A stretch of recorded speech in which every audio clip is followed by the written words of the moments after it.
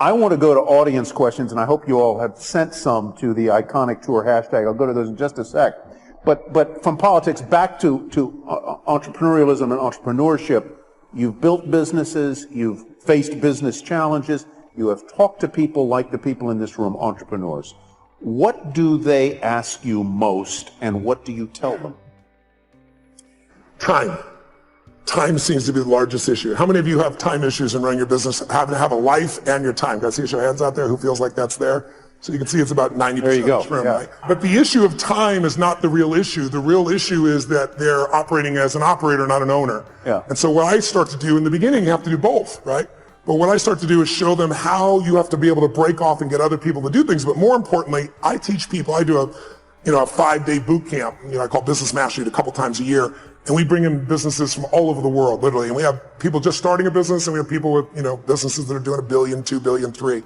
And what you find is that there's a common pattern amongst all these group of people where they find themselves, if it's a small business, they do everything because they feel like they're the only one who can do it, or they tried someone else and they failed. Well, that happens in every business. You have to begin to leverage yourself, or you're just going to be self-employed, and you'll never have the scalability. A business is a system that adds value even when you're not there.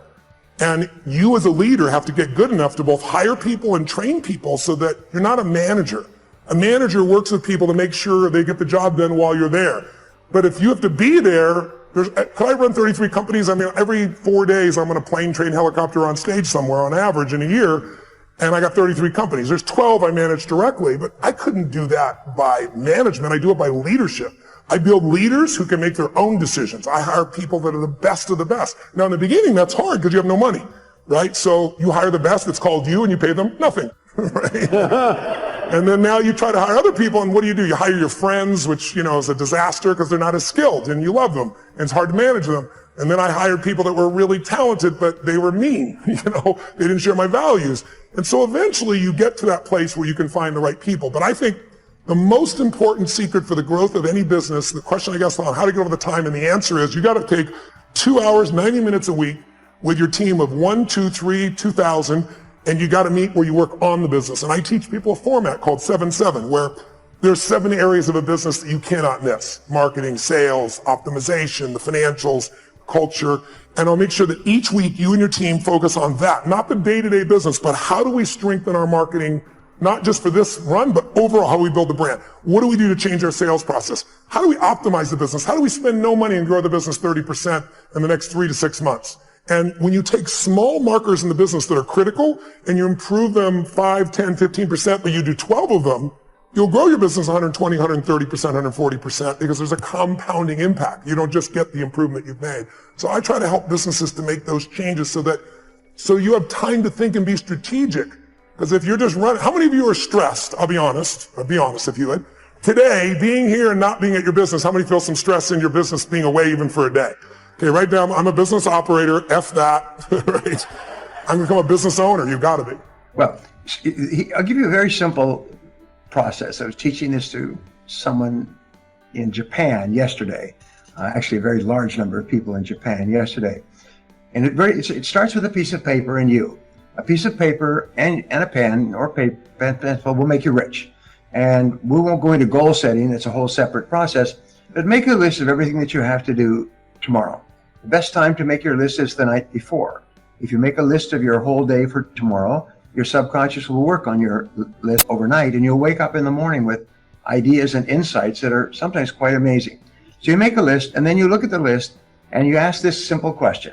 If I could only do one thing on this list before I was called out of town for a month, which one task would I want to be sure to get completed? And put a circle around that, your list. Now, when you get up in the morning, whatever time you start, and that's a very interesting point, wealthy people get up in the morning by 6 a.m. Poor people get up at 7 or afterwards. Wealthy people get up earlier, poor people get up later. Real simple. So if you're getting up around 7 o'clock, you're always going to be poor. For the simple reason, by the time you get started, the day is half finished, and now you're checking your email and you're talking to your friends, and then it's lunchtime and coffee time and spam time and everything else. Get up at 6 o'clock and develop a ritual. Get up, exercise, then sit, plan your day, get organized, and start to hit it at 8 o'clock. And the first thing you do is you start on your most important task. And then you concentrate single-mindedly on that task. You do not turn on your email. You do not turn on your telephone. You don't do anything except that one task. And you just do this one task until it's completed. Now, you've already agreed with yourself and the world that there's nothing more valuable in the world than you could do than this one task. So do this. And if you develop a habit of getting up in the morning and starting and completing your most important task, it will transform your life. It's one of the most incredible productivity habits ever discovered. And every person who discovers it, they see their income, their productivity, their performance, and their satisfaction just explode. It's very simple. The question is, do you have the discipline? Do you have the self-control, the willpower to start and complete your most important task? If you don't have it, you can develop it with practice. If you develop with practice, it soon becomes easy and automatic. And if you just do this, your productivity will double the first day. Well, most successful entrepreneurs have gone bust, right? Yeah. You know, Henry Ford, an old-time entrepreneur, he went bust 5 times. Okay, look at Steve Jobs. Yep. His own board fired him. Yep. You know, Bill Gates was taken before the Supreme Court for monopolistic practices. Right. Even my friend Donald Trump went down $1 billion. Yeah. I only went down $1 million. So the average person is so afraid of those losses, they never get ahead. Because at school they teach you if you make a mistake or if you fail, you're a failure. But that's not real life. A baby learns to walk by standing up and falling down, standing up and falling down. And our school system punishes you for making mistakes. That's why my poor dad, an academic, was so unsuccessful. He was terrified of making mistakes. When you grow up, you tend to get told that the world is the way it is, and your life is just to live your life inside the world, try not to bash into the walls too much, try to have a nice family life, have fun, save a little money. But life, that's a very limited life. Life can be much broader once you discover one simple fact, and that is everything around you that you call life was made up by people that were no smarter than you. And you can change it. You can influence it. You can build your own things that other people can use.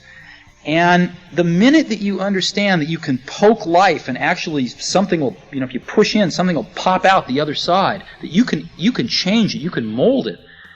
That's maybe the most important thing, is to shake off this erroneous notion that life is there and you're just going to live in it, versus embrace it, change it, improve it, make your mark upon it. I think that's very important. And however you learn that, once you learn it, you'll want to change life and make it better, because it's kind of messed up in a lot of ways. Once you learn that, you'll never be the same again.